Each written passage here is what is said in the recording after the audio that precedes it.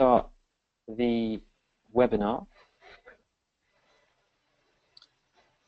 So welcome to the 12th webinar, Making a Success of Blended Language Learning. So this is a webinar that's going to be dedicated to language schools and language teachers, mainly really in the corporate domain, so looking to work with companies and public organizations. Topic will be blended language learning, and we're going to be doing it with a special guest, Pete Sharma. Questions will be, and comments and discussion will be with Andrew Wickham. We've got a lot of new people for today. The agenda, we're going to have about 90 minutes. I was thinking, we always underestimate. So usually this is 60 minutes. It goes on. Now I'm going to go for the full 90. What's important is that you feel like you can ask questions all the way through.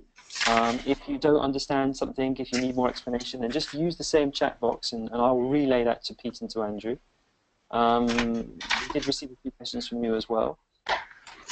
There will be a question and answer session at the end, I think, with Pete and with Andrew, so you can also wait until the end.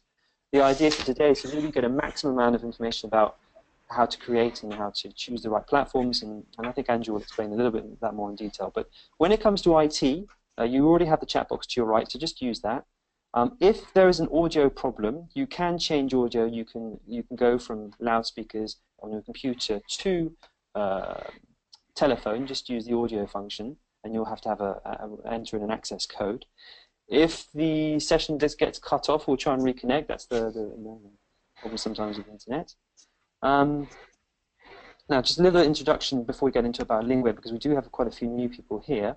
Here's the chat box, which I think you're already using. So that's just in case. That's the bottom right-hand side here. Like I was saying to Olia, you can't actually see other people's messages. Only I can see that, and I'll be passing them through to Pete and to Andrew. Now, so Lingweb, what we do actually is we help language schools, we help language teachers, we help training departments in companies, we help publishers, we help any sort of all players in the language training industry, mainly the corporate area. 90% of our activity is in France, but we do work in other French-speaking countries such as Switzerland and Belgium and Luxembourg, as well as actually go and do more events and consulting in other European countries. We're quite well known for our language market study, all about globalization and language, the language training market, the professional language training market in France. That's a copy of our latest one, which we brought out at the beginning of the year. We're also known for other studies we do. We do consulting. One of the things we do actually help do is help people create offers for their clients.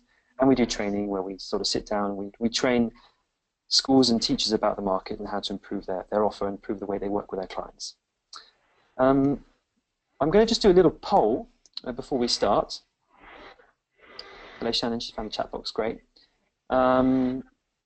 What we'd just like to know is where you guys are when it comes to blended learning. Okay, have you already developed something? Have you developed it but it needs improving? Have you not developed anything, you need a plan? So just click on one of the options here. Where are you? Have you developed something already? This is in the blended language learning, obviously, but where are you exactly? You've got three options there. Yes, it's great, I love it, everything's great, or yes, but it needs improving. No, haven't started, I need a plan, help me, this is why I'm here. Okay, 62% have voted. Come on, we need some more people here. 76%, everybody, come on, let's go. 82, wonderful, keep going, and then once it's finished, I'll share the results with you all and with Pete and Andrew. A couple more people, so where are you? Have you started already, or you... Okay, we're 85%, I think we're getting more better than that, so I'm going to close the poll. Share the results. Can everybody see that? Pete and Andrew, can you see that? Can indeed, yeah. Very interesting. Interesting. So we've got 7% of the participants. We've got about 40 people are saying that they have got one and it's great. 55% have said they've started, but it needs improving, and 38% see no, we haven't started and we need a plan. That's where we are. Wonderful. Okay, I'm going to stop this. I'm going to hand it over to Andrew. Can you say a couple of words? Okay, I'll just say a couple of words because Pete's pretty well known in the market, and we're really interested to hear what he's going to say. Just to say that I met Pete in 2007 when we began to work on the first market study, and I met Joss and was very impressed at the time with Pete's knowledge of blended learning and his animation skills. You know, he's a great facilitator, and I think the subject of blended learning is becoming more and more important for schools now. E-learning has shown its limitations. There was an Ambient International report very recently which explains that basically projects that self-paced e-learning, i.e. autonomous e-learning, is now officially dead or is dying, and other forms are taking over, mobile learning and blended learning. In a sense, that means the teacher is back in the game. The idea of learning on your own with just resources is far less credible than it used to be, and so people are looking for solutions now that are not that actually work, that are nicely integrated, and they want to build their own offers because they want to build them around their own trainers and their own teaching. And this is something that's very difficult to do. Generally, it requires enormous amounts of capital, investment, but there are many opportunities and new platforms and new ideas now, and the reason why I invited Pete is because he knows about this more than anybody and has a lot to say about it. In fact, he could probably talk all day about it. So with I think that's enough for me. I'm going to let Pete carry on, and I'll be really interested to listen to him, and I'll ask him questions. Okay, thank you, Pete. Over to you. Okay, Pete, I'm going to hand over to you as presenter, all right? So we should see your screen in a sec. Okay, thank you very much. Can you see that? Great. Can you see the thing coming through? There we are. I can see your screen now. Great. Wonderful. Can I just check, Josh? Yeah, is the PowerPoint big enough? It's not full screen because we can see your notes to your slides to the side. Okay, I was just checking if it's better in full screen. Let me just do that. Yeah. Now it's better. Now we can see it. Yep. We can see Great. you and Andrew, and the screen underneath is perfect. Okay, that's fine. So I'll just say to everybody, after all those wonderful introductions, thank you very much, and my own personal welcome to everybody. Thank you so much for joining today for this webinar, Making a Success of Corporate Blended Learning. Let me just, 1 second, if I move to my next slide.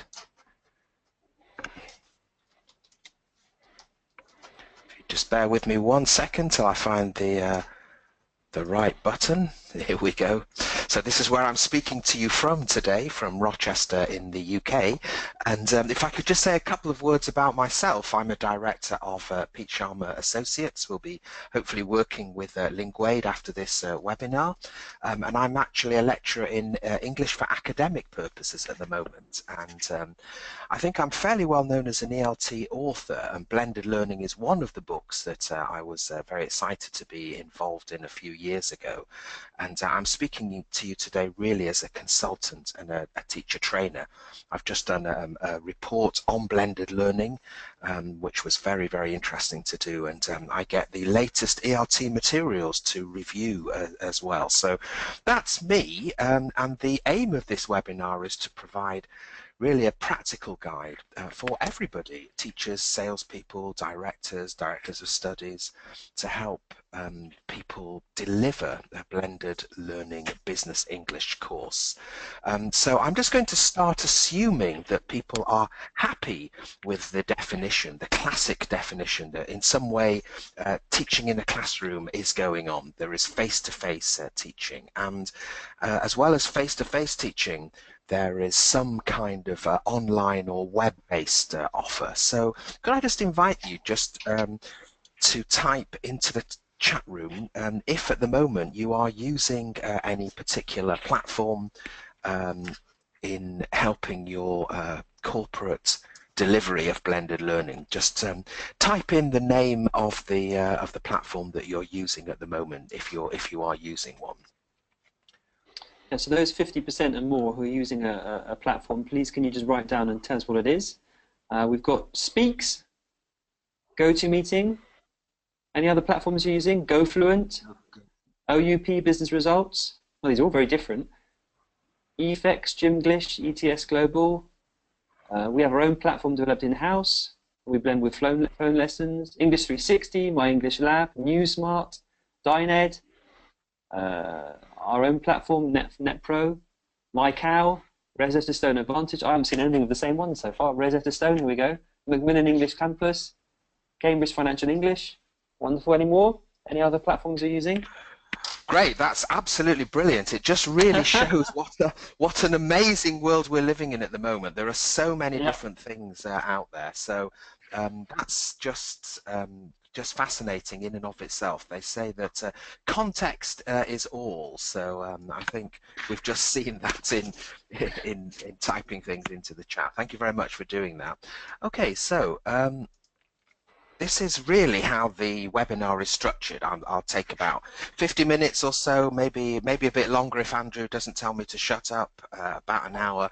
Just let's go right back to the beginning, just establish what we're talking about very briefly and why people choose to do blended learning, why they want to introduce it into their institutions. And finally, the really big part is just how do we go about doing this? And I hope that it'll be quite a useful webinar for especially all those people who are thinking about actually instigating BL. So let's start with the what of blended learning, and what we'll do is just briefly look at the roots, what the research says, the number of definitions about this term, and I'll also talk to you about dimensions and some models of blended learning. This will be fairly quick, but you can actually go back and have a look at the webinar, I believe, afterwards if you want to have a look at we're recording it. We're recording it, so we'll be sending a video at some point. That's brilliant. I'm happy to have any requests if people want to know about more of these things. I can easily send that up. So since we're looking at corporate blended learning, it's quite interesting to see that the roots were primarily to save costs in companies. If you actually send your employees away for a nice jolly in New York for a couple of days for a seminar, the cost of that is huge. Couldn't they actually stay in their job, actually combine their job tasks with doing some sort of course, perhaps by VHS cassettes, if anybody remembers those, books, working on CDs, audios, and so combining work with instruction was the original meaning. It came from the corporate world, as I said earlier, largely for saving money, and that in a sense is what education inherited. It's quite interesting to see a few people here are from universities, and in higher education blended learning has been around many years. You can see there that the term in 2006, 10 years ago, had already been in existence for 15 years, but always changing. And when we wrote our book, we very much felt that the universities had something to say about virtual learning environments, or VLEs. I'll say more about VLEs later in this webinar. And it's in that point, really, that ELT then inherited the term blended learning. So as you see, it kind of grew out of cost savings rather than for educational purposes. So let's move on to this really critical question about what does research say, because I think a lot of language schools want to give an offer where they're actually up to date with what people who are able to scientifically examine whether blended learning is better. And just before saying anything, I think it's worth being very cautious about this, because obviously there are different kinds of investigation. Scientists are very comfortable with the whole idea of qualitative research, which is basically actually finding out how people feel about things, as opposed to numerical data. And one of the interesting things about blended learning is if you have a group that's doing a blended learning course and a group that's not doing a blended learning course. This is where a lot of the early research took place, and that's very, very difficult to do because there are so many different factors. So what are we actually researching? And I would say that it's an extremely complex area because you could actually research a lot of related topics. I'm not going to go into any of these topics on this slide now. There are far too many, but as you can see, we're not actually even there studying blended learning per se, but looking at things like how people learn languages or second language acquisition. And I'd highly recommend the new book, The Guide to Blended Learning from Cambridge, which has just come out, which is really, really hot. It's edited by Mike McCarthy. Scott Thornberry's added a chapter. So if you're interested in these kinds of areas, these are different disciplines, but they all relate to blended learning. Are students motivated by using computers, for example, and how independent learners are in terms of their, say, learner autonomy. So really that slide's just saying it's a complex area, and the early studies, there are many of these, and you can probably spend the rest of your life trying to track down some kind of research-based evidence that working with a blended course is better than not working with a blended course. So there are usually two groups. One of them takes a blended course, another takes a traditional course, and often these research data leads us into the situation of there's no real difference. Can you imagine that, say, for doing homework? Does the group that does their homework progress better than the group that doesn't? And trying to prove something like that's very, very difficult. So what's happened now is that all these studies where you separate one group with and one group without, they've now ceased to a large extent. And so I think what people are doing now is just to try and track down some really good cases, and I've just chosen a couple just to mention briefly. One of them, this is out in Bulgaria. This is where you have a group, they're studying with Longman products. They do a test at the end, and one group are clearly using the digital materials in an online way. The other group are using the traditional course books. And depending on the questions that you ask, this is quite positive. More progress was made by the blended learning group. So some of these things are quite helpful. You can find this case study in an article that I contributed to this book, the Routledge Handbook, and it's a good example of how in language teaching, theory and research is often goes behind, if you like, what practitioners feel. There's a lot of things out there. I'll just mention the fact that Cambridge University Press are working with a big group of universities, the laureate schools, and they are using a very big offering there, which is called Touchstone. And when the students have to study from the digital materials, there is a wash back onto classes, and they say that the classes have become more dynamic and more enjoyable. So there's lots of these things around, but I think we do have to be careful that if we are looking at a research project like this, then clearly the actual people that are doing the project, such as Cambridge University Press, are using their own material, and it's likely that some of the outcomes are positive because clearly they would like you to use those same materials. So again, caution is necessary, and really for this seminar, this webinar, excuse me, I think that we're basing it on the fact that there's no ever going to be one answer, as we saw just at the beginning of the webinar, because blended learning is based on the idea of flexibility. Okay, so let's move away from the research now, move on to the next point, which is just definitions. And this is a very seminal article here in the ELT journal where I try to list definitions. And I've already mentioned that really in this webinar, you must in some way be teaching in a classroom for this classical definition to kick in, and in some ways your students are working online. You could say face-to-face, and you could actually have many things in that second box, such as just say distance learning or e-learning, which Andrew had mentioned earlier, very, very different from just looking at e-learning alone, actually saying that this is blended with classroom work. So that's, if you like, the classical definition, but there are many, many definitions. I once counted up to 34 different definitions. How long is the rest of your day?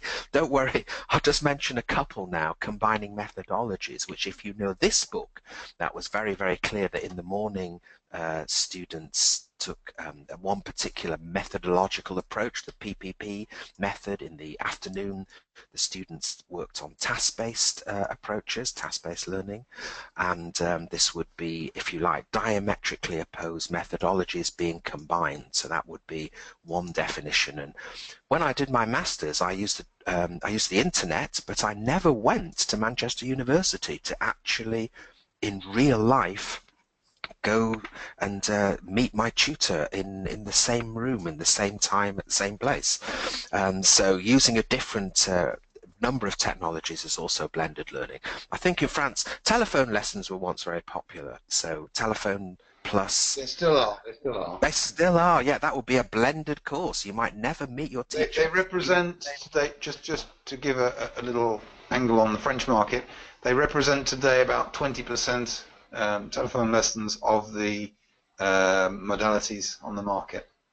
Yeah, that's and you interesting. can add to that Visio, Visio, which would be about 5%. And you can, I mean, things are becoming more difficult to track now because with blended learning, it's hard to separate one modality from the other. But we would say in general, distance learning and e-learning together represent something about 35%. On the latest figures that we have, 35% of the modalities. Some of the big multinationals, for example, today, the majority of their offer is at distance. Yeah, it's really critical, isn't it, that word distance. The fact that you never ever meet your tutor face to face shows that in some way that's different to definition number one. And very interesting language school in Germany where the students meet in the classroom, in the real world in the morning, and then they go down in the evening to do their homework with a virtual teacher in world. So lots and lots of different definitions. This was our definition from this book that we wrote, I mentioned earlier, where we've put there an appropriate use of technology. So that's an interesting word there because we've included interactive whiteboards, but if you actually think about it, then interactive whiteboards are not any kind of online tutoring normally. So it doesn't actually meet the criteria of the very classical definition. So lots and lots of definitions, and what's very interesting, I think, is that the term has a number of dimensions to it. So if you've always taught with technology, then you might just feel that isn't everything that we do blended, and that's a very broad approach.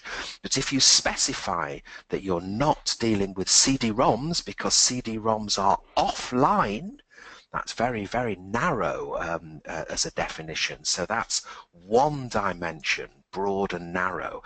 And connotation, I'm speaking to you, I hope, hopefully in a very positive way. I think if we are combining classroom and online, we can have very positive outcomes, which could be described as 1 + 1 is more than 2. The actual outcomes are better, whereas many people regard connotation in a negative way. I don't know if Andrew wants to say anything about eclectic in the French meaning of the word, but if you take a bit of this, a bit of that, and you put it all together, you have a blended course, but maybe there's no connection, so you have quite a negative. What I call bundled learning rather than blended. Yeah, that's interesting. And I think Andrew will remember the famous afternoon we spent in Paris working out if 15 hours face-to-face added together to 15 hours online to reach 30 is the same as if you had 30 hours face-to-face. And it shows in those days we were asking the wrong questions. That's a complete red herring, because clearly the whole point of studying on a computer is it can be elastic. You can study when you want, want, as long as you want, and so on. So there are very often cultural arguments which go on within cultures, national cultures, and also corporate cultures. I can't see the chat, but if anybody wants to translate blended learning into another language and type the translation into the chat, that would be a fantastic thing to read later, because it is so difficult. I remember doing this in Spanish and coming up with coexistencia, coexistence, and thinking, we've cracked it. And in actual fact, one Spanish teacher said, I don't know what you're talking about when you say coexistence. It's really difficult to do this. So blended learning, it's lots of dimensions. In France, they call it apprentissage mixte or hybrid. Yeah, hybrid is a very, very useful term in the definition of blended learning for a 50-50 mix. Marguerite, okay, lots of marketing departments. Apprentissage multimodal as well. Multimodal, you know, in French. Yeah. It's mixed and hybrid. Yeah. Yeah, lots of interesting. These are all sort of subtle shades of what we're talking about here. Many marketing departments just put on the front of a course book, blended learning, and so the term in a sense has been subverted to the demands of the sales team. You have to just sell a marketing idea, and just using it all the time, the term has possibly become diluted in the sense that we have communicative teaching, but nobody obviously talks about non-communicative teaching, so it just becomes almost redundant. What's interesting in the USA, this idea of what you're trying to do in the classroom, the students are doing their own learning on Twitter and Facebook and in their personal learning network. And so the term blended learning, it's a bit like mobile technology, can actually be seen as disrupting what you're doing in the classroom. So lots of different dimensions of the term, and maybe the term may disappear just because as technology becomes all pervasive, we eventually reach the situation of what we're really just talking about learning. Okay, so let's move on to the next part of the introductory section on what is blended learning. Just say lots of different models. Thank you very much for mentioning hybrid. That's another term for something absolutely in the middle. This is where I started teaching 100% in the classroom. I didn't do anything outside the classroom. And at the other end, you have 100% online. So talking about the percentages you deliver is a useful way of talking about blended learning. Similarly, using the idea of dual track, so this is what you're doing in the classroom, this is one of the tracks. Your students are studying from the course book, they're using a CD-ROM, that's the other track. So very often it's described as a dual track approach. Sometimes there's no connection between these two tracks, and that's where you run into difficulties. The USA is a very, very cutting-edge area of the world when it comes to language teaching and different models. Lots and lots of ways of describing blended learning, and I'm not going to go into detail here at all, just to say that if you meet terms like rotation model, where students move round in the classroom from one computer to the next, these are all different ways of talking about blended learning. And I'd be very happy to give you the references to those things if you're interested. But really the point I'm making at the moment is there's lots of ways of talking about blended learning, and it's even absorbed flipping the classroom. I think many people will know what I mean here, where you flip like you flip a coin. Teachers are so tired of setting homework and the students don't do the homework because it's somehow seen as optional homework. So actually saying don't come to class until you've actually studied the lesson. So here are the teachers here, they're sitting at home, they're delivering the lesson across the internet, and then students come into class and the face-to-face time is used in a completely different way to start discussions. So there's a huge discussion going on about flipping, and all I would say. That's interesting. Just one remark here. On the French market, there is a school, an online school called Intercountry, who do basically telephone classes, with an e-learning mix. But they've been doing it since 1990, so they are really the precursors. And what they do is that very often they say to the student, well, you cannot have your telephone lesson until you've done your e-learning. You've done your preparation for the class. If you haven't prepared for the class, you can't have your lesson. And that's been very successful. Yeah.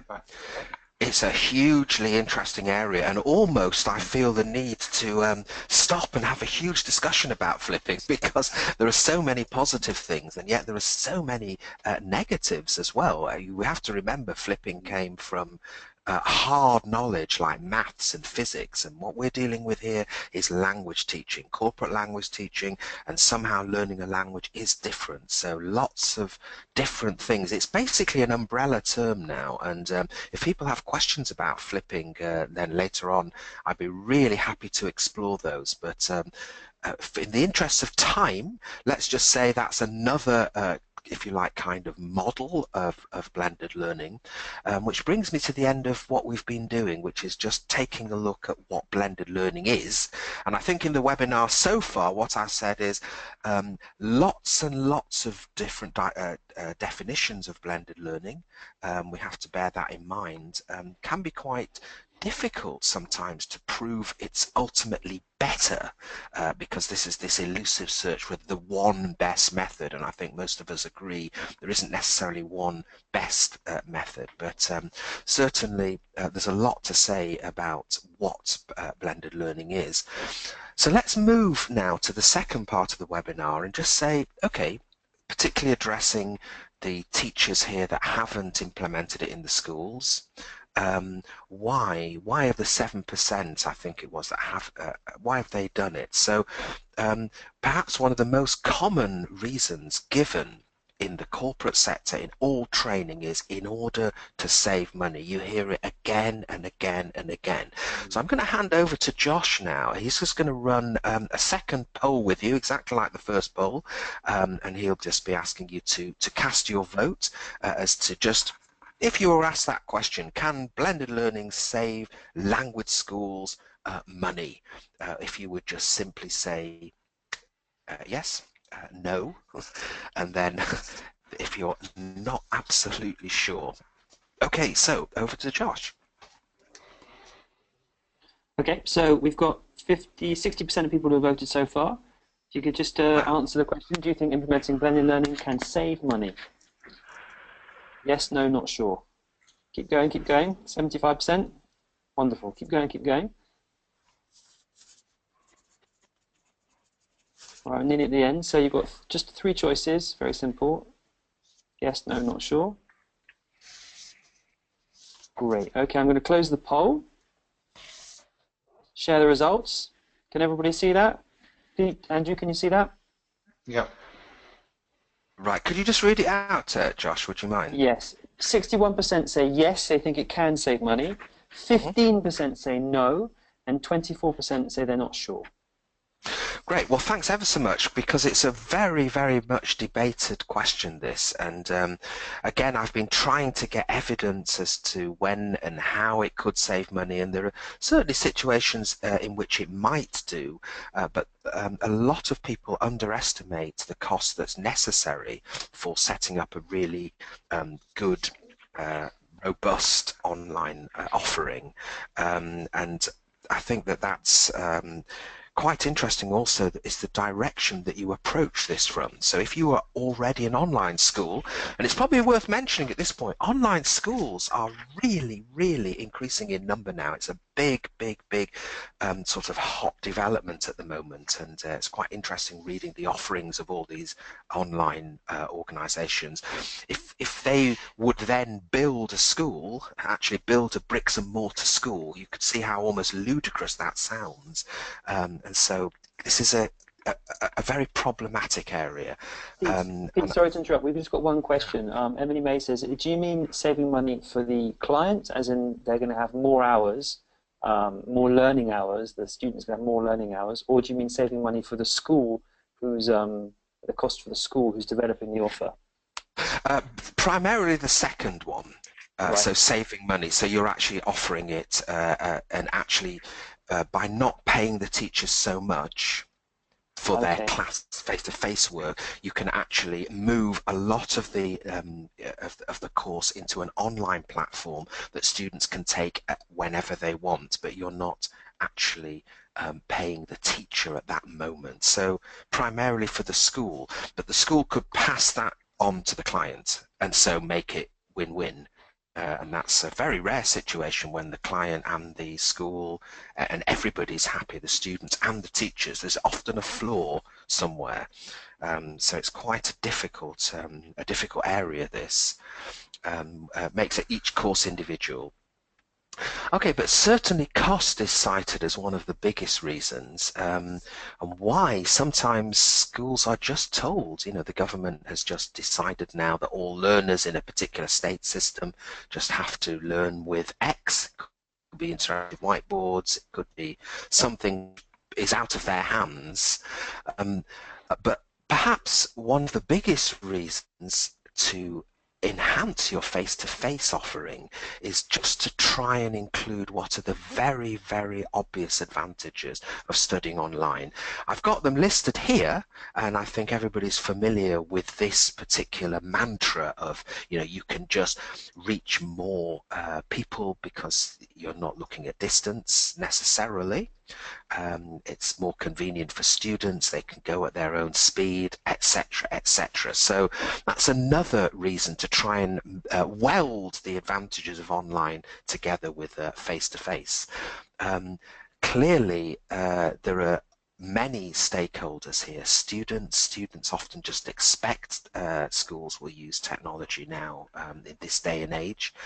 But one of the advantages teachers often say that blended learning has is you can really use the virtual platform to differentiate between students. This is becoming a real hot topic in ELT. It's been a big topic in state school teaching for a long time, but actually setting students different homework on the platform and so on. Learner autonomy, that's quite interesting because I just did an online course, and the students in France were deemed to have a high learning autonomy. I don't know, since I'm addressing a French audience, whether people would agree with that, but whether students are able to take responsibility for their learning, in which case blended learning is likely to be more successful. Okay, and the final thing is very, very difficult to actually put your finger on. Somehow there's a feeling that if you do a blended course, it will be better. There'll be better learning outcomes, and it is difficult to define, and it's difficult to demonstrate. Would you just give every student a test? Would they do better if they did a blended learning course? But there are many, many reasons why. And also there are many challenges too. I'm going to just list one or two of these and then pause for a second in case anybody's got any comments that they'd like to make in the chat. But I think for me one of the biggest challenges is that we grow up as language teachers, if you like, reading books by people like Jim Scrivener.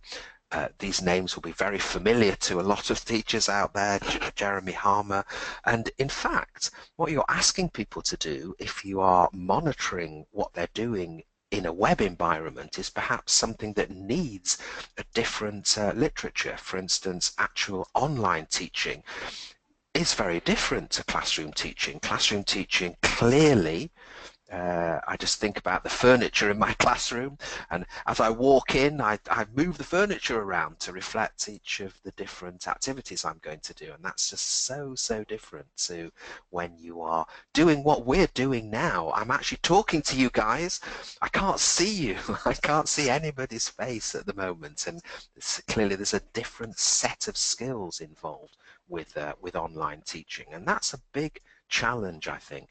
This is the kind of feedback that many institutions get on their blended learning course. It didn't satisfy anybody. The people that were happy in the classroom didn't contribute to the knowledge building online. And the people that were always online in the forums, building up their knowledge, they didn't really like having to go to class because the class was 5 o'clock. to the time of the class, the fixed time, didn't please the student. So this is a very, very typical kind of experience that schools go through. This is very, very common. Somehow the online work is of less value, less status than the work in the classroom. So I'm just going to pause there, because that brings us to the end of the second part of the webinar, which is just why people want to do it and challenges. Just in case anybody wants to type in a specific comment into the chat box. I'll just pause for a second. Right, well, we've had a couple of comments. Evelien says he thinks a lot depends on whether you teach groups online or individuals online when it comes to the actual type of teaching. And Shannon says, I think it's teachers need to be adequately, and perhaps also learners need to be adequately prepared before they start to make the blended learning successful. So Evelien thinks the teaching style depends on, whether it's groups or individuals, and Shannon says, preparation is key. Yeah, that's. We will certainly come to training as a very important component. So, thanks for that. Let's move on to the main part, which is how do we set about it? There are so many things that can go wrong if we actually just go to the drawing board and actually say what's critical. Well, what I've done here is just think of 3 or 4 things that are absolutely vital if you're going to do it right, if you like. That 7% of people that feel happy with their offering their blended learning courses, maybe they've got this right, I think. These are appropriacy, complementarity, attitude, and then this thing about preparing students and preparing teachers, this addition of training. So I'll just mention each of these things now. If we look at appropriacy, that's how I started teaching here in this big red square.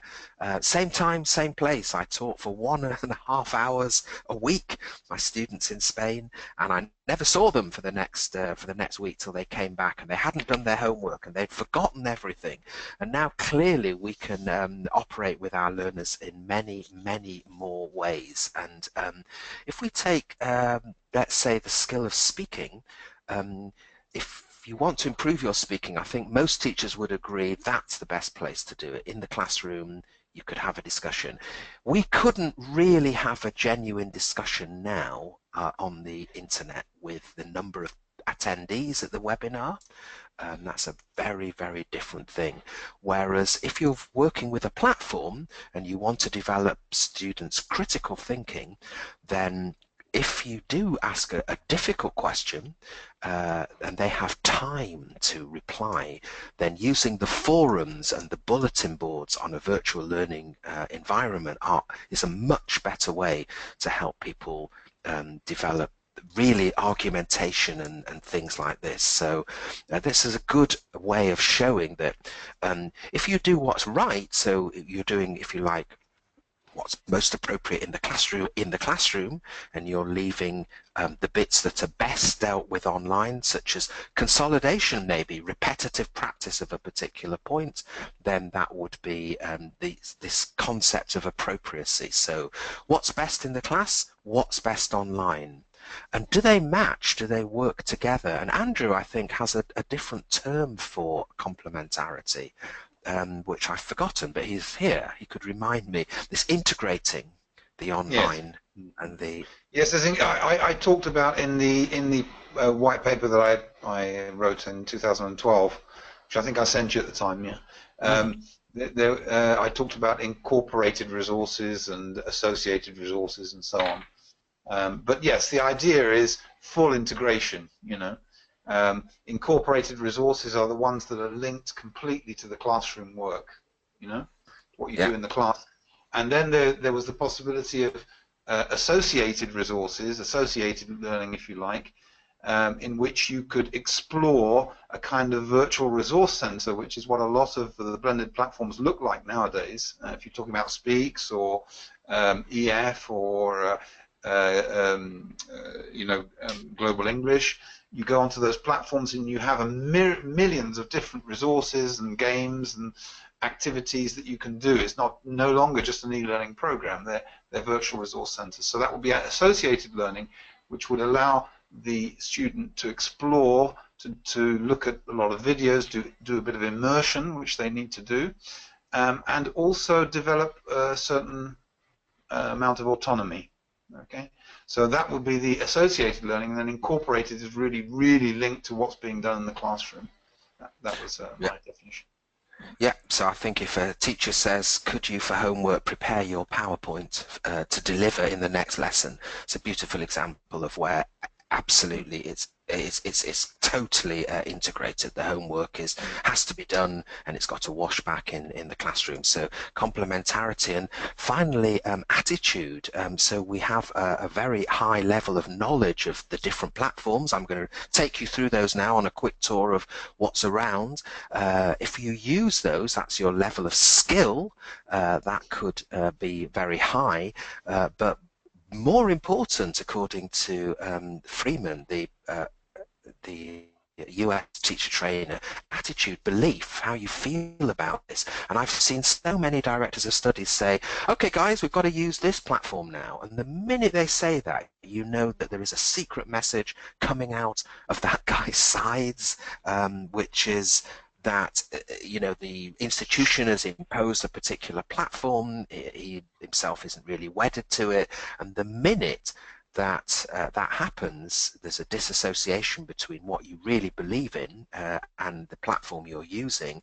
Then it's quite likely that that will carry through to students, and it's quite interesting. The teacher as being absolutely critical. Is the teacher on board in what's actually being done? Okay, so you could have those three things. Those are absolutely critical, but I've added training to that because just of my work with interactive whiteboards, we always seem to be here introducing interactive whiteboards into the classroom. But with any kind of technology, teachers need to actually change what they do before they can start to fly and actually use things well. And so to actually get teachers on board with platforms, I think what I would do is simply put all their training on a platform so the teachers can experience the benefits, because a classroom teacher may never have ever used a virtual learning environment. Why would they? Only if you do a distance course might you have met a platform. So in the how section, I'd say getting those four things right would be very, very helpful.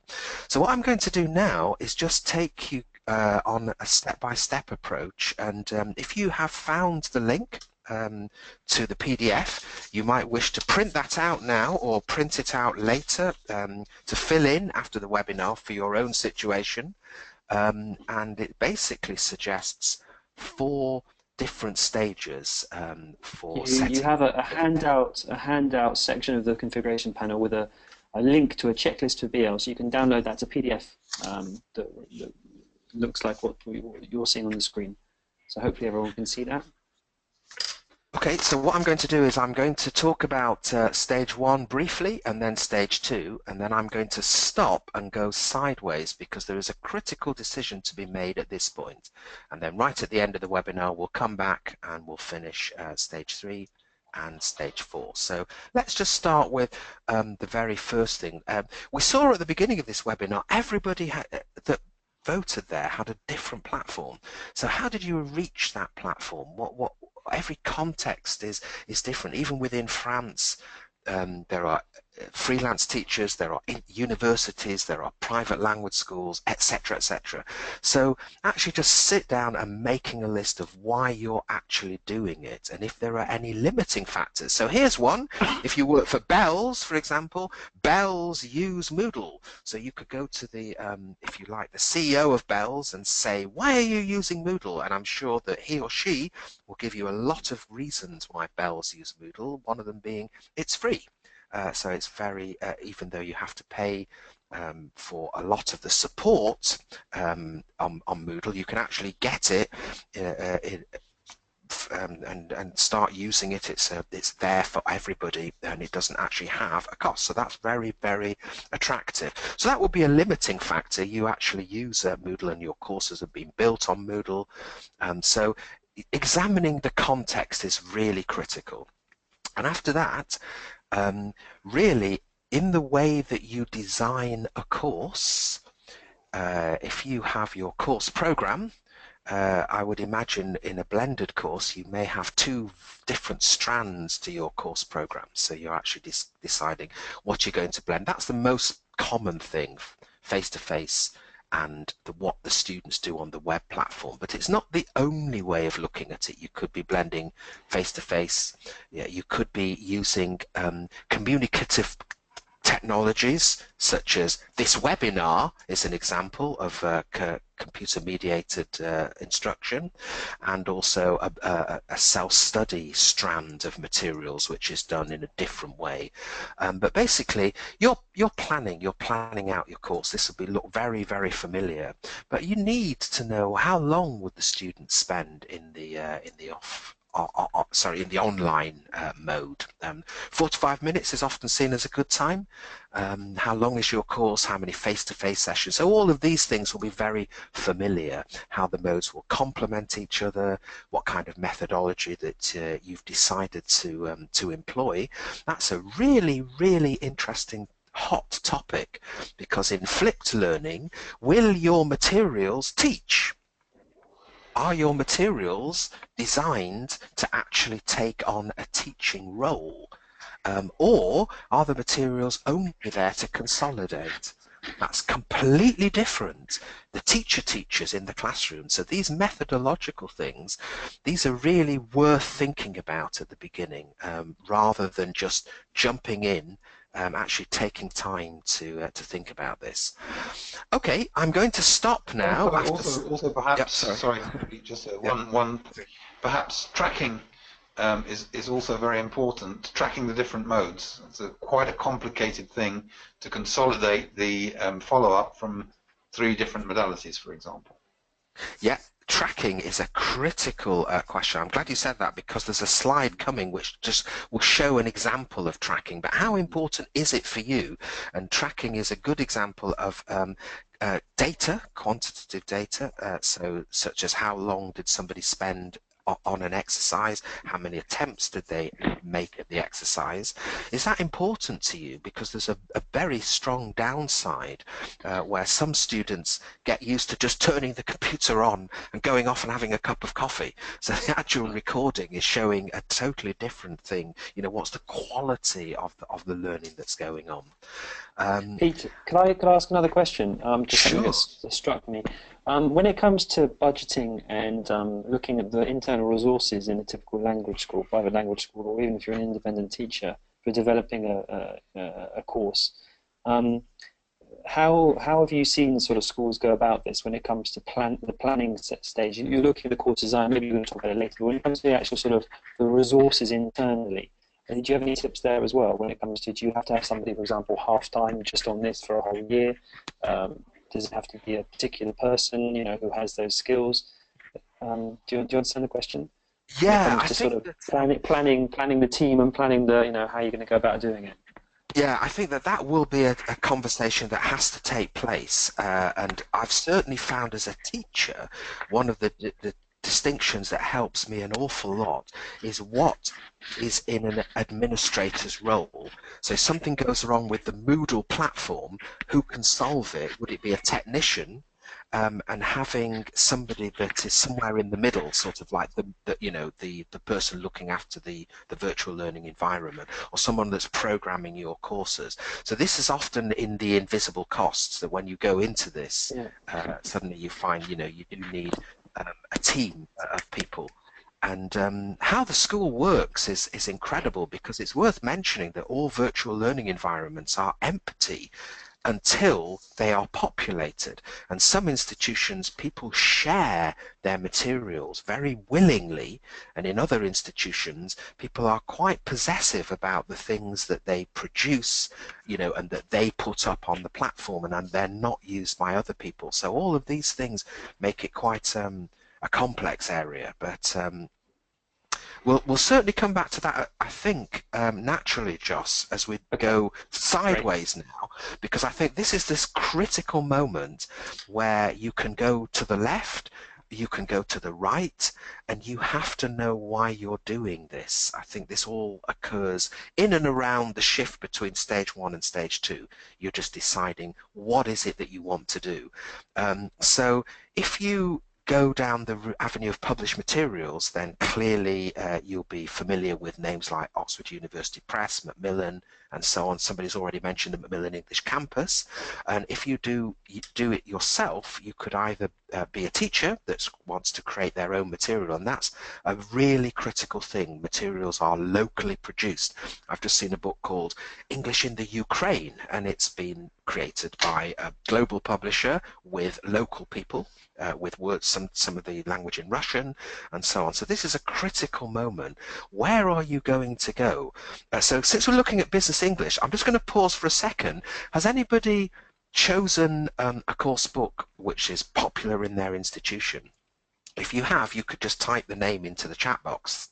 That would be great. I won't see it now, but it would be quite nice to see if a business English book is what you are giving into the hands of your students in company or whatever, or do you prefer to do something completely different, which is the needs analysis? Maybe you don't use published materials at all, it's a paperless classroom, but that's in itself. International Express, Market Leader, English File, Business Result, Speak Out. Speak Out. Any other books you guys use? Right, well, as those are coming in, I'll just mention that already made a series of decisions which are linked to a course book. Clearly, it'll be much easier to move into the digital materials that support that particular book because they've been written by authors who are skilled.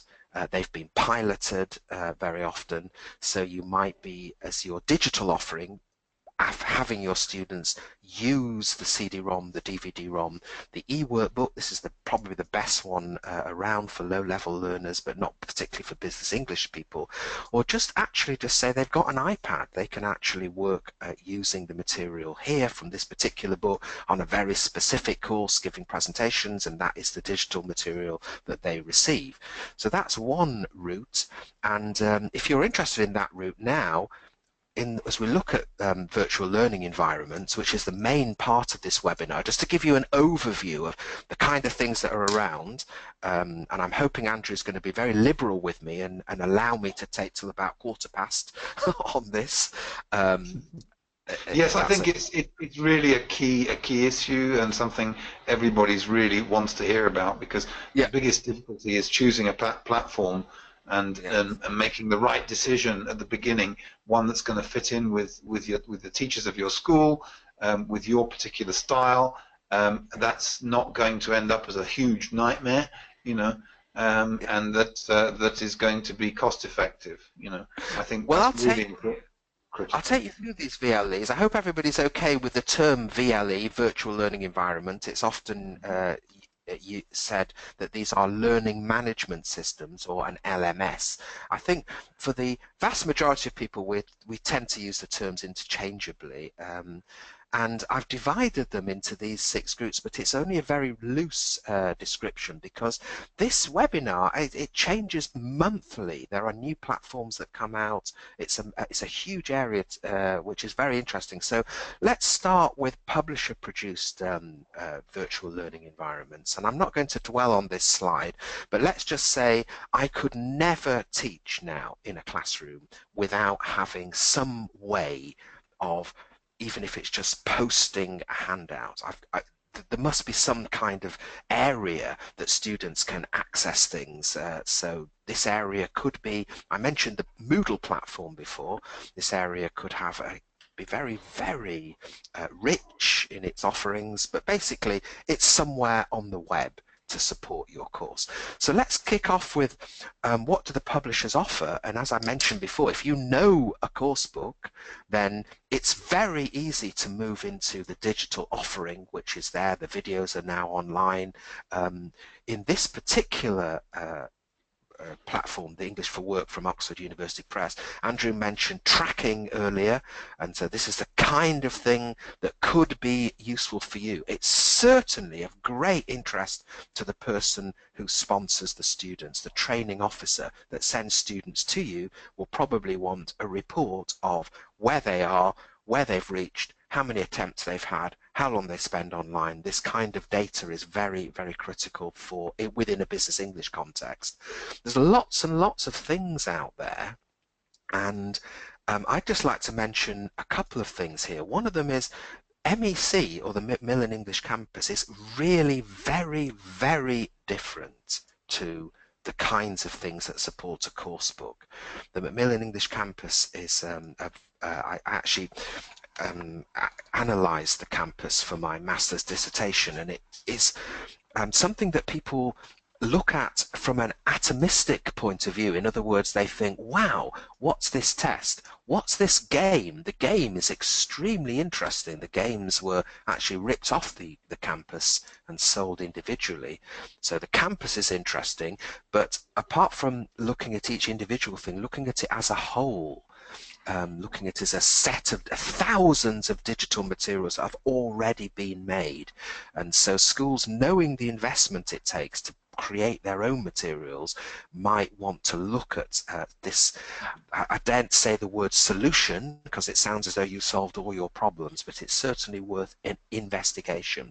So one of the things I do know several schools in France that are using Macmillan. It's one of the ones. In fact, yes, I'll tell you in a minute what was answered in our surveys. It's so interesting, yeah, because often you're asked to look at some digital material and you actually say, this is not very interesting because I can do a lot better if I go to a DVD-ROM, for instance. And I think that's really, really interesting. We often don't compare like for like, and this is one of the problems that we have comparing platforms. And here's what we have, Pete, sorry, here's what we have for the French market. What people are actually using. About 50% are, this is from the market study of 2015, so about 50% are now creating their own materials. Some 18% sometimes or occasionally, and 32% regularly. The biggest platform that's used is an internal platform. So something they've built themselves, 29% of respondents. English 360 was number 2 with 27%. Moodle was number 3 with 17%. 360 Learning, I don't know if you've heard of that, which is it's a French platform. Right. That's 7% were using it. And then there was 19% of people with things like Macmillan, Mohive, Orion, Dropbox, Drupal, and so on. Yeah, it's very, very interesting how you reach the decision, and this is a critical moment, I think. Given that each context is different, the decisions you reach might be different, and companies do like to create their own. If they've got enough size, they feel that it distinguishes them from their competitors. So company produced materials is very common. I work for a school in Canterbury and I can't tell you what they use because they built it themselves, and it wouldn't be of any help for me to tell you because you'll never use them. And ultimately this creates what I've called the walled garden effect, which is I think I'm an expert in this area, thanks to Andrew for his flattering words, but I've never seen Touchstone. So isn't that interesting? One of the world's largest blended learning platforms I don't really know about because I've never really worked for one of the laureate institutions that actually uses it. So company-produced digital materials is a very, very big alternative. Touchstone is right now in France becoming quite big. There's a network of schools called Victorias, which use Touchstone as their model. Some of them are former Wall Street Institute schools who have gone to Cambridge, and they're using Touchstone as their blended course. Yeah. So it's really a question of what works for you, would that Ollie's be? asking if Macmillan offers any business English focus. Does Macmillan have a business content? That's a tricky one because when I last looked at the campus, there wasn't a business English area, but they've developed different areas since then, and perhaps I think Macmillan rely more on using things like in company the digital offerings that go there Yes. with the course books.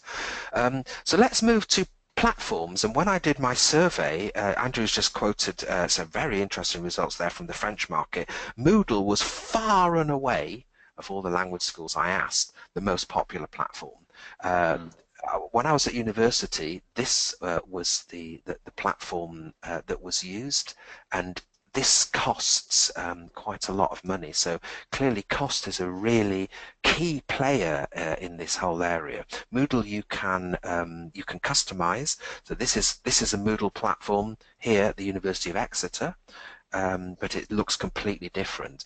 So now we move into the fact that there are just so many different and new platforms. The good news, perhaps, is many of these things, whichever one you choose, there's new ones appearing every day, do many of the same things, which is tracking of your students. So it's just finding one that you feel meets the needs that your students have, bearing in mind that many more students do their online learning from laptops, smartphones, tablets, so the platform has to be mobile friendly.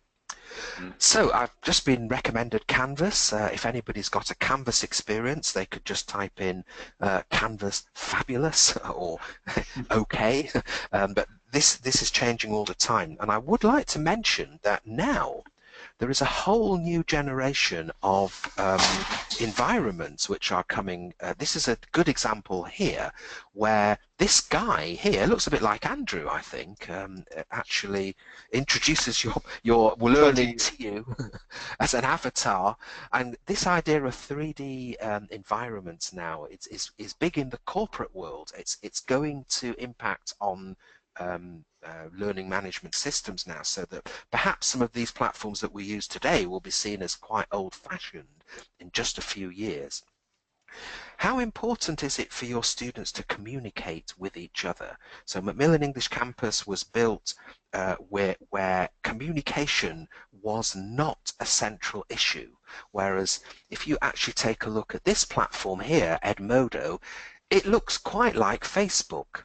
So if communication is utterly critical, so all the reasons that people use Facebook, posting photographs, communicating in real time through Messenger, if that's critical, then some of these platforms might be of interest. Social platforms like Schoology, if I can get that right, Schoology.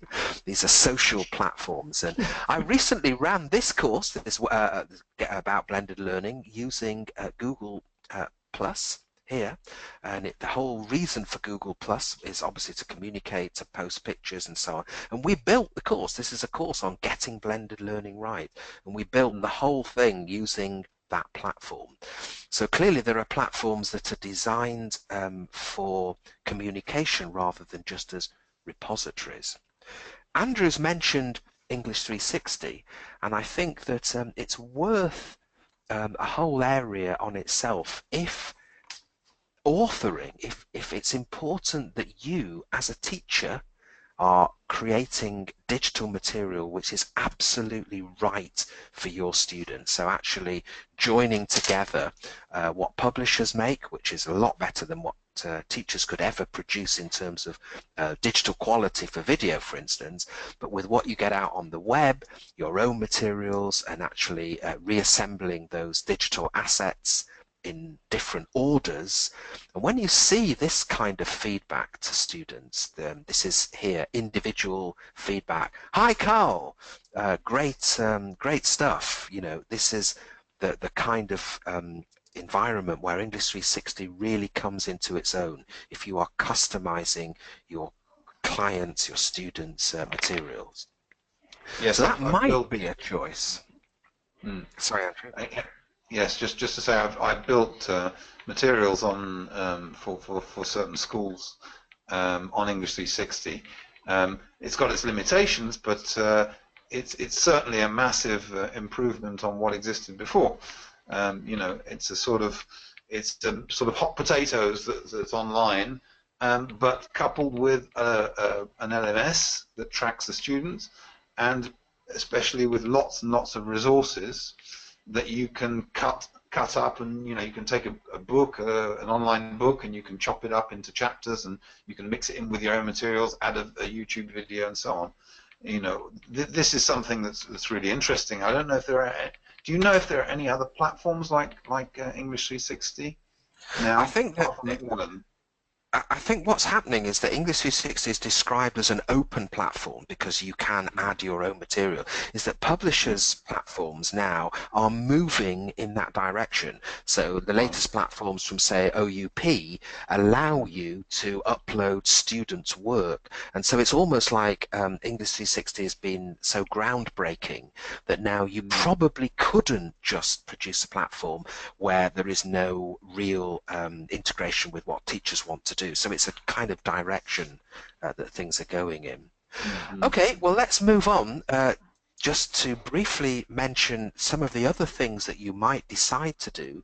If you decide that you are actually teaching students online, you could choose these kinds of teaching platforms. So here you've got a picture of the teacher, just like here, a whiteboard here to actually present, and this is clearly geared to actually online teaching, which could be done non-blended, but it could obviously link in with a blended course. So there's quite a lot of things now coming out which, you know, if you do online teaching, I noticed that Skype is probably still one of the most popular ways if you're a freelance teacher to deliver stuff. But Zoom and Cisco WebEx, this is the platform I use to teach some classes in Germany, but if you're actually teaching online, that's going to influence your choice of platform to some extent. And yes, even though this particular one, GoToMeeting, is also perfectly usable. It's the same sort of platform. It's the idea of being able to have, you know, to chat, to talk, and to present to lots of people, and to present resources. Right.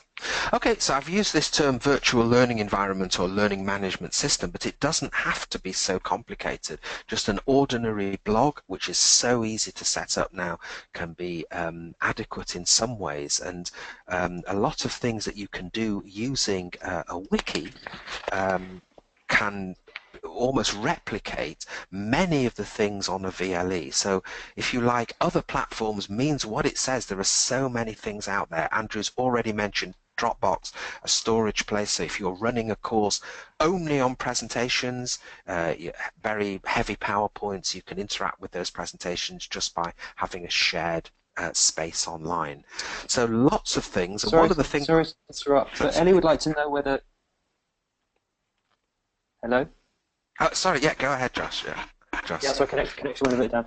Ellie would like to know whether you think large operators like Google and Microsoft will be taking over, because they're offering now classrooms, virtual classrooms, as well. Do you think they're going to impact upon ELT? It's a really, really interesting question. It's probably most visible with tablets, so that now maybe the cost of a tablet will be reduced to nothing, but there will be a cost because you're buying the content from Apple.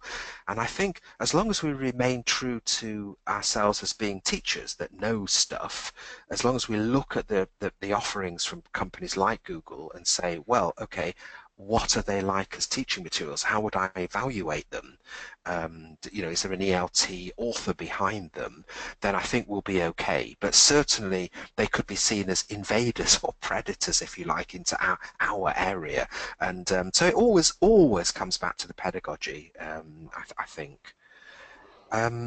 Okay, I'm just going to finish off because I did find out that people may be familiar with these MOOCs, massive courses where thousands of people, can sign up as kind of touted as a future of education. And it's certainly interesting because if you have a really small MOOC, which sounds like a contradiction in terms, this small area, you could actually be talking about blended learning, which is fascinating that the term now has moved into combining it with any kind of sort of resource. Well, exactly. That's just a point there that I think that's a really interesting point. Is that we've been a little obsessed with blended learning, thinking that it requires the interaction with a very complicated e-learning program that has lots of teacher aping technologies and lots of sort of jazzy stuff. But actually, blended learning can be just as putting a series of videos, because basically that's what a mock is, putting a series of videos online and combining them with your course, or it can be even PowerPoints, or it can be PDFs, it can be anything, and I think that's a massive freedom. Yeah, it's very, very interesting now, and I think that just constantly coming back to, what makes good teaching, what is it that we're doing is really central to everything. Okay, so let me just finish off this sidestepping and say that if you are interested in writing your own digital material, then this is a shameless plug for an excellent book that will help you to do that. You might notice my name there as one of the author teams, but really, and there's lots of things to think about as a writer. I won't go through this other than just to say be careful. There are areas that you really do need to think about when you're creating digital materials, pitfalls, and just this whole idea of what the material is designed to do. And this is very interesting because one development now is in adaptive learning, and this is where the platform is already adapting to you.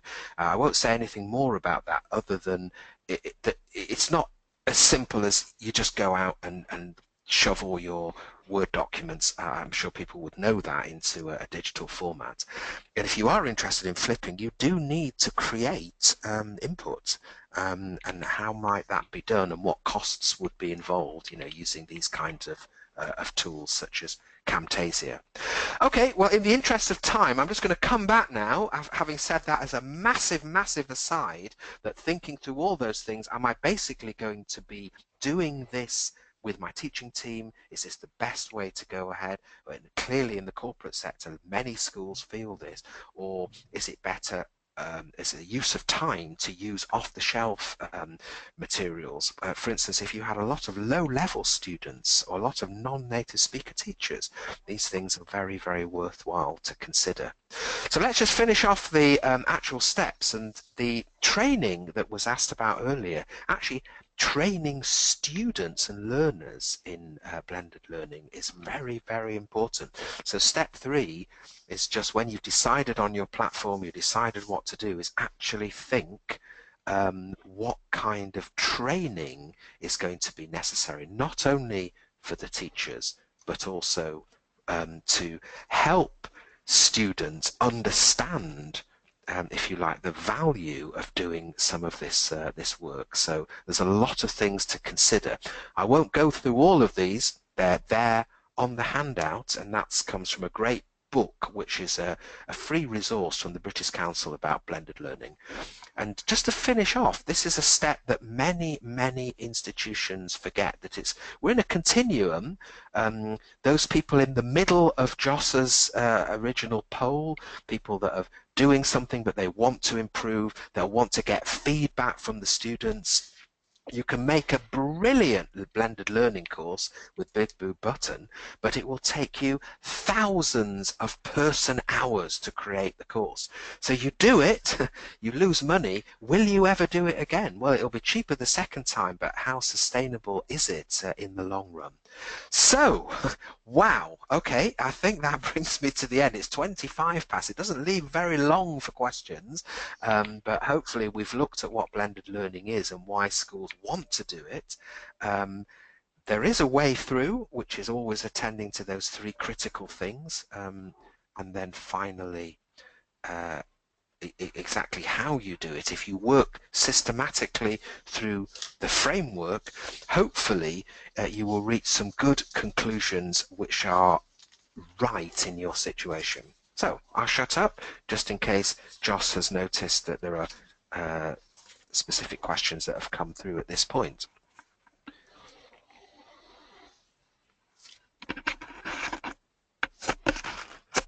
No, sorry, I was on. Joss? I muted Don't worry. myself. Or No, if I'm here. Andrew I'm here. I'm wants to here. join in. No, a lot of thank yous. A lot of thank yous. If anybody's got any questions for Yeah. Andrew or Pete, then this is the time to do it. We've still got 5 more minutes until we sign off. Any practical questions? More about platforms, about costs, about teacher training. Then please do anything that comes into your head about how can help you improve your offer or start your offer.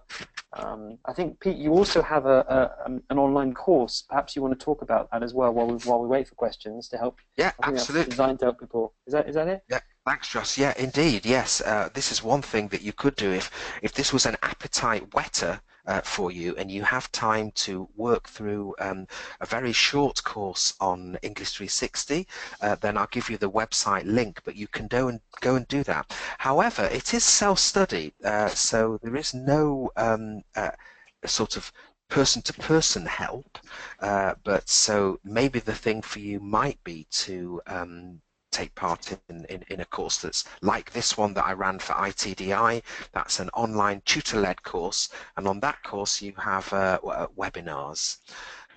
So those are a couple of things that you could do, and you could subscribe if you go to this website to our free quarterly newsletter. Thanks in advance to Andrew. I think Andrew's writing the lead article for the next edition, which should be out in January, maybe summarizing some of the things from here, seeing where we are now in the corporate area. And if you've got specific individual needs that you want to contact Andrew about, then we're very happy to work together with Linguaid and share our knowledge on this very rich area. On that point, Jessica says how any of us can be of help. Well, I think that it's safe to say that Linguaid, based in France, can definitely work together with Pete, based in England, on helping any of you to start or to improve your learning offer. I think we have the skill sets to help you do that in different areas. So if you do need some help, specific help, then you know our contact details are very easily available. I have them at the end of this webinar. That's to answer Jessica's question. Somebody wants to know if they can have the PowerPoint. Somebody knows they want to watch the video again. We can definitely watch this video, this webinar. We're recording it, and we always record our webinars, and we'll be sending out the link to our website soon. The PowerPoint, it is around as an 11-page PDF, and I'd be very happy if you guys wanted to make that available. It's I can. We can send that off. What we did for our last couple of webinars is we sent links to different PDFs with the videos, so we can do that as well. David from Interface has a fantastic question. He says, "What is the per student cost of the different sites? Do you have a comparison chart?" Aha. Right. It'll cost you some money, David. I've tried to do this sort. I've tried to do this sort of thing. The analogy that you can get is how much is a car, and if you just say try and answer that question, and I think you get it. And the first thing you want to say is it depends, and I think that's really where we are. You know, you can get so much free. How much does an app cost? It's a really interesting question. Do you pay for apps? Would you pay for an app? You know, the minute I paid for my yoga app, I wanted to pay more money because I want to get, you know, some kind of value. So one of the interesting things about some of these course offerings is that you can put your own price. In other words, if you build a course, you can just charge X and add it into your cost price. So it's the classic how long is a piece of string, and it's an interesting question, but as long as it's linked to the pedagogical aspect of not only how long do people spend online, but what are they actually doing online, and we can get that from the student feedback, I think, you know, as how good quality they feel the course is. But it is a great question, and you can certainly get some good starting points as to what is free and what might cost some money. And yeah, people have tried to do this with calculators. It's absolutely right. It's very, the biggest difficulty on this market, and that's why the webinar stage of the webinar is that actually benchmarking what exists and being able to make rational choices is a huge problem. It's something I talked about with Attica, which is the big distribution company that was distributing pedagogic materials until very recently when it closed. And if you remember Stefan Levy, that's where we did the first debate with. So I wanted to build a kind of distributor that would distribute online materials, and that would be a kind of benchmark, so you could go there and you could look at all the different materials and decide which one you wanted and get expert advice. That's something I think is actually it's really missing on the market. It would be good to have.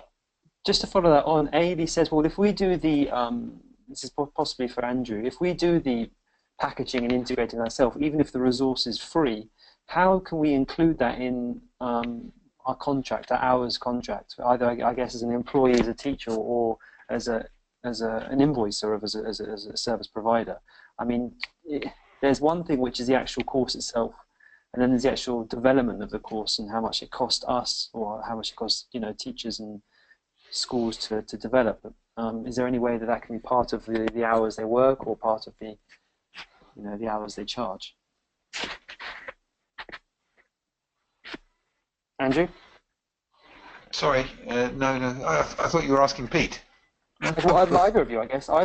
But it was a more. It could have been a French contractual question, regarding. But I guess it's both of you. When it comes to development cost, what's what are the trends when it comes to actually, passing that cost on? I think that it's not easy to pass costs on. It used to be in the 90s, when many large multinationals would actually invest money and ask people to develop materials for them. Nowadays, basically, you have to come with what's on. And the latest things that we're hearing, for example, from some pretty large banks, is that they're looking very closely at the market to see what they can get for free. They're looking for free resources. They're looking for your Duolingos. They're looking for small adaptive learning apps. They're looking for those platforms like Buzu and so on, which provide free resources, and they want to see how they can integrate them. So, there's one absolutely certain thing, is that it's worth spending time discovering what exists, because at the moment your clients, all of them, particularly the big ones, are really, really interested in digitalization. Just to give you an idea, when I was at Total, the meetings with the training department, all they ever talked about was digitalization. They never talked about pedagogy, they never talked about learning, they talked about what was the latest deployment, how it would fit in, with this platform, how it joined up, what resources needed to be developed, and so on and so forth. So it's a huge thing, and we can see that in all the surveys that we've been doing. We can see that human resources people, training managers, are really interested in anything that is innovative, that is digital. That is so you need to know about these things just to be able to talk with the clients and to convince them that you have something interesting. I think that's it's really important as well. So the benchmarking would be. Yeah, well, that's what people are saying, Andrew, in the question. Sally's saying, well, can't Lingua do the benchmarking to sort of, show what's out there, and what the training, the learning costs. So, and David is also saying, well, no, but how much does it cost per student for us? And not for what. Well, maybe it's something. I mean, when I was to repeat, when I was in Total, they paid me to actually do a benchmarking of all the major blended learning platforms in the world, all the big e-learning platforms, as well as the distance learning providers. So we had a team of 5 people, and we studied all the offers that existed. You know, basically the 6 big corporate blended platforms, like EF and GoFluent and so on. And we did a big report on those, so that was great. But it takes a lot of resources and a lot of time to do. That's absolutely sure. And the problem is that these platforms are evolving all the time, so it's a difficult thing. What I might do eventually is write a benchmarking report like that and then sell it. But it does require enormous amounts of time to get it right, because even just spending time on the platform itself, you know, looking at everything that exists and trying to rate it is complicated. And there's the roles of being a teacher, being an administrator, being a user, being a training officer. Absolutely. You know, all these have to be looked at. These different roles. Looking at the massive resources they have. I mean, like virtual classrooms, you have to go and attend them, which we did. You know, I had a team of 5 people doing this, and it was fascinating because we got the feedback from each of them. You know, they would all go on to what they call them, the virtual classrooms. They would go and listen to them. 3 of them would listen to the same one to see what their different opinions were, and then we had a whole rating system. And from that, I was able to produce a pretty long report to tell about what existed and to give them advice on what they should adopt. You know, but it is a lot of work, that's for sure. And this area. In particular, you know, all the new stuff that's coming out, what Pete was talking about, is also takes enormous amounts of time to investigate. So for sure, yes, it would be our role to do it. Well, I mean, I think maybe we should think about it. Yeah, but not right now. I mean, I think if you are asking questions about different platforms and where to start, then I would advise signing up for, you know, Pete's newsletter, as well as maybe his online course, and getting in contact with Pete directly, you know, so he can listen to you and give you, you know, maybe some options about what to look at. When it comes to a more exhaustive study, that's not something we're looking at right now, because we'd have to, you know, we've got other studies we're doing, other work we're doing, but perhaps in the future. There is perhaps one thing also. We offer we have a subscription for the Linguade News, which has a whole section on this. It has a section on digital media and edutech, in which we look. It's about, basically it's a newsletter about you know, everything that exists in terms of the reform, the changes in the market, any news from the market, what's happening in other countries as well. What's happening with edutech, what the latest investments are, and so on. So that's something that's a way of benchmarking what's going on. We do that, and I write quite a few articles in that. I write some content, and I give some opinions as well. So that's in French, though, isn't it? That's French. So if you're interested in Linguade News, that's our monthly review. Then please contact us, and we'll send you the details for that. With great pleasure. One last question, I think, comes from John, who would like to know about, this is for Pete, what are your thoughts on teacher roles in blended learning, how they've changed and what they should be now when it comes to, you know, teaching the actual content? I think that because I'm basically a classroom teacher, I think my role has changed quite a lot towards the end of each lesson, where I seem to be dealing a lot more with learning strategies now. So I've come to believe that I can help people in the classroom with their listening, but really I'm training them to understand how to use you know, a digital pause so that they can actually access TED.com as a resource and then benefit their listening outside the classroom. So I do think that we become, if you like, spokespeople for improving learner autonomy. And I think that that's a major change that I've noticed, that when I started teaching I just focused on classroom interaction, but now I think, well, so little of your life is with me in this classroom. it's absolutely laughable if you're going to learn language, you know, that I only see you this amount of time. So what am I doing in my job that will help you to use your, you know, your time valuably when you're not here, given you know, the amount of technology that benefits your life in every sphere, really. So I think that's what I would say to John. Great. All right. Well, thank you very much, Okay. everybody. I'll take back. Thank you. Thanks a lot. I think we're already at 12:40, so we've done pretty well as far as the Okay. content goes. Here's my screen again. Just going through everything. So yeah, contact details are here for Andrew and me in France. We will be sending you a copy of this, you know, this recording in the form of a video, which is also amongst all the other videos we do webinars. We've got about 10 of them, I think, now on our platform. If the subject of blended learning you need to go further, then we have a few options, which you can go over the video again. You can contact Pete directly. You can contact us. You can sign up for Pete's self-access course. Lots of options out there, and we're here to help. Is there anything else you'd like to say before we say goodbye, Andrew and Pete? Just one thing. There is also, you know, the blended learning paper that I wrote. There's an English version and a French version, so that could be made available as well to participants. Great.